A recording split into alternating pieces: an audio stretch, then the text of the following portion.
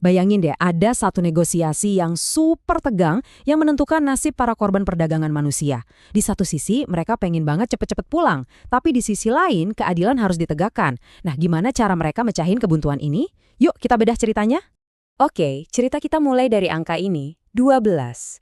Dan ini bukan cuma angka statistik loh, ini 12 nyawa.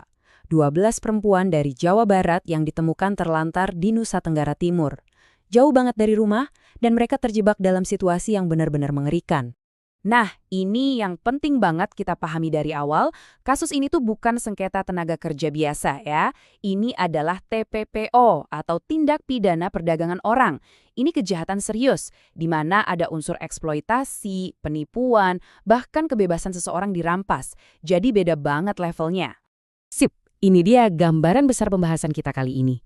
Kita bakal mulai dari krisisnya, terus masuk ke dilema pemulangan yang rumit, gimana mereka coba cari keadilan, kolaborasi tak terduga yang muncul, dan yang terakhir, gimana caranya biar tragedi kayak gini nggak keulang lagi. Oke, kita masuk ke babak pertama. Coba bayangin kita ada di sebuah ruangan yang suasananya tegang banget. Kenapa? Karena disitulah nasib ke-12 perempuan ini lagi dipertaruhkan. Nah, ini dia yang bikin situasi ini unik. Coba lihat siapa aja yang ada di ruangan itu.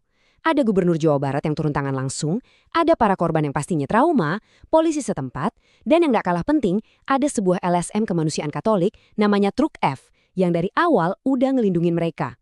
Kebayangkan dinamikanya? Disinilah letak masalah utamanya. Sebuah dilema yang pilihan-pilihannya sama-sama penting, tapi saling bertentangan. Susah banget ya. Yuk, kita lihat lebih dalam lagi. Jadi pertentangannya tuh jelas banget di sini. Di satu sisi para korban ini ya wajar dong, mereka cuma pengen cepet-cepet pulang, ketemu keluarga, menyembuhkan trauma. Tapi di sisi lain, proses hukum butuh mereka. Mereka harus tinggal buat jadi saksi kunci, kalau enggak para pelakunya bisa lepas begitu aja. Dan ketakutan ini bukan tanpa alasan loh, LSM Truk F ini punya pengalaman pahit. Tahun 2021 ada kasus mirip. 17 korban. Mereka dipulangin dengan janji proses hukum jalan terus. Kenyataannya, begitu mereka pulang, kasusnya nguap gitu aja. Keadilan nggak pernah datang. Nah, mereka nggak mau sejarah buruk ini keulang lagi. Di tengah perdebatan yang alot itu, gubernur melontarkan kalimat yang, wah, nusuk banget ke para korban. Dia nantang mereka buat ngubah mentalitas. Pesannya gini, punya harga diri itu penting, biar kalian nggak gampang dieksploitasi lagi. Mungkin kedengarannya keras ya, tapi niatnya itu untuk membangkitkan kembali semangat juang mereka. Oke, setelah perdebatan panjang dan panas, akhirnya semua pihak mulai fokus cari jalan tengah. Pertanyaannya sekarang, gimana caranya memulangkan para korban ini tanpa mengorbankan proses hukum yang sedang berjalan? Dan inilah jalan keluarnya. Mereka bikin kesepakatan 4 poin yang cerdas banget. Pertama, para perempuan boleh pulang hari itu juga. Langsung. Kedua, gubernur pasang badan jadi jaminan pribadi kalau mereka bakal balik lagi buat bersaksi. Ketiga, polisi Jabar dan NTT bakal koordinasi. Dan yang keempat, ini krusial. Kasusnya harus dijerat pakai UU TPPO yang berat, bukan sekedar UU Ketenagakerjaan. Tapi, janji di mulut aja kan nggak cukup. Nah, disinilah peran LSM Truk F jadi penentu. Mereka ngotot, semua komitmen ini harus dibikin tertulis, hitam di atas putih. Kenapa? Ya biar ada pegangan, biar semua pihak bertanggung jawab dan nggak bisa ingkar janji. Oke, sekarang kita beralih ke bagian yang menurut saya pribadi paling mengharukan dari keseluruhan cerita ini. Sesuatu yang luar biasa yang lahir dari sebuah krisis. Lihat deh komposisi ini, keren banget kan? Kita punya seorang gubernur muslim dari Jawa Barat yang berjuang mati-matian buat warganya yang juga muslim. Tapi pendukungnya yang paling gigih di ruangan itu siapa? Seorang suster Katolik dan LSM-nya dari Flores. Ini bukti nyata kalau kemanusiaan itu bisa menembus semua sekat. Dan kutipan dari gubernur ini, wow, benar-benar merangkum semuanya. Dia secara terbuka bilang, kemanusiaan itu di atas agama.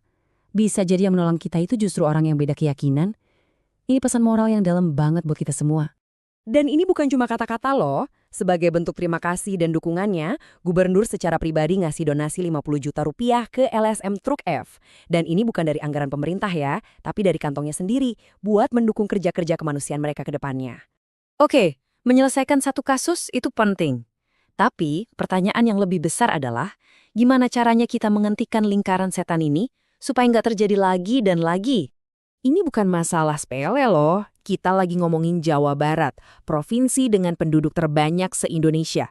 Tantangannya raksasa. Jadi, apa dong rencana jangka panjangnya?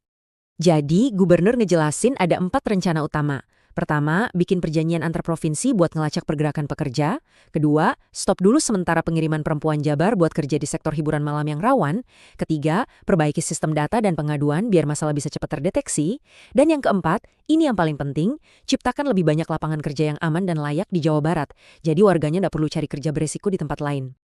Jadi, inilah posisi kita sekarang. Para korban sedang dalam perjalanan pulang, kesepakatan tertulis sudah di tangan, dan rencana jangka panjang sudah diumumkan. Kasus ini nunjukin satu hal. Kalau kemanusiaan jadi prioritas utama, solusi pasti bisa ditemukan, bahkan di situasi yang paling buntu sekalipun. Tapi pertanyaan besarnya masih menggantung. Apakah komitmen ini akan jadi titik balik yang sesungguhnya, atau cuma solusi sesaat? Cuma waktu yang bisa menjawabnya. Yuk kita bedah negosiasi pelik untuk memulangkan korban trafficking ini. Kasusnya benar-benar mendesak. Pesan ini, nunjukin betapa gentingnya situasi para korban saat itu. Mereka ditemukan di Flores, terjebak jauh dari rumah. Penyelamatan mereka langsung jadi perdebatan sengit. Para korban cuma mau satu hal, pulang secepatnya. Tapi, ternyata nggak segampang itu. Nah, ini dia dilemanya. Pulangkan mereka sekarang atau tahan dulu demi proses hukum. Soalnya, ada trauma kasus gagal di tahun 2021. Mereka takut kejadian itu terulang lagi. Jadi pertanyaannya, bisa nggak sih dua-duanya jalan? Korban selamat, pelaku dihukum? Akhirnya, mereka bikin kesepakatan bareng. Poinnya, proses hukum harus tetap jalan, apapun yang terjadi. Dan ini bukan janji biasa loh. Semuanya dibuat tertulis biar ada pegangan yang jelas. Di tengah semua ini, ada LSM lokal yang hebat, namanya Truk F, dipimpin oleh Suster Ida. Nah, ini yang keren. Suster Ida, seorang biarawati, mati-matian membela 12 korban yang muslim.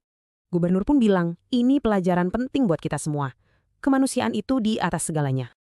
Sebagai ucapan terima kasih, gubernur langsung memberikan donasi untuk kerja kemanusiaan Truk V selanjutnya. Oke, satu masalah beres. Tapi gimana caranya biar nggak keulang lagi? Ini yang dibahas selanjutnya.